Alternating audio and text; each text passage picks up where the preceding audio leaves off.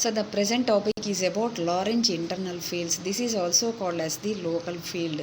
We study this in the space and the time average of the electric field intensity according to a particular molecule in dielectric material.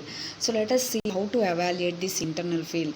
Let us consider a dielectric material which is placed in between the parallel plate capacitors, and there is an imaginary spherical cavity around the atom inside the dielectric. So in this topic we study about 4 types of electric fields: E1, E2, E3 and E4. So all these make up the Lorentz internal electric field. So this is about the diagram which explains about the internal electric field.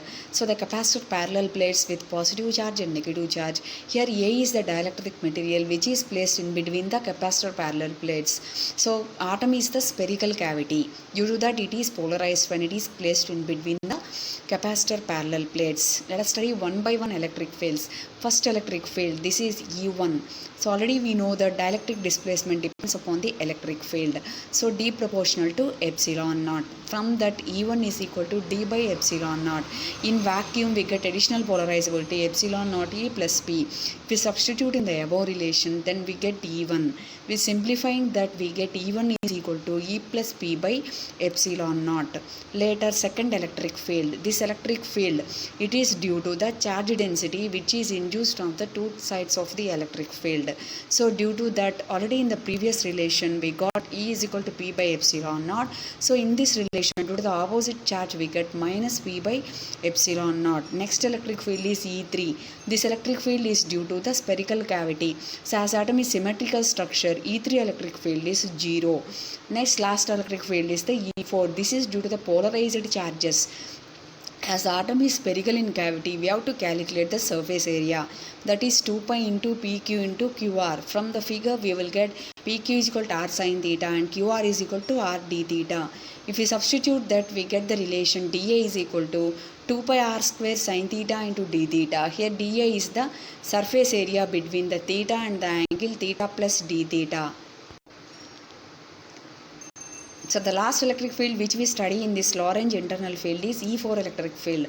Already we are familiar with the formula E is equal to 1 by 4 pi epsilon naught into Q by R square. Here epsilon naught is the vacuum free space. So the field in the direction theta is equal to 0 is dE4 is equal to 1 by 4 pi epsilon naught dQ cos theta by R square.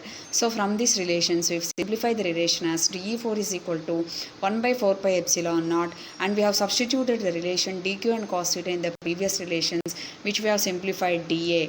So with the simplification we will get the relation P is equal to 2 pi epsilon naught cos square theta sin theta into d theta. So we got this relation as the dE4. Now integrating this equation both sides, we get the relation as E4. So by integrating the relation, in the first step we have applied cos square sin theta into d theta. By applying the limits and by taking x is equal to cos theta, then dx becomes minus sin theta into d theta.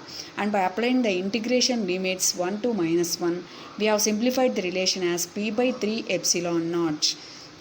So the internal field or Lorentz field can be written as combination of the 4 electric fields E1, E2, E3 and E4. In the first electric field, that is E plus P by epsilon naught, and the second electric field is minus P by epsilon naught. Third electric field is due to cubical structure, that is 0, and the last electric field E4 is P by 3 epsilon naught. With simplifying the relation we get E plus P by 3 epsilon naught. This is the Lorentz internal electric field.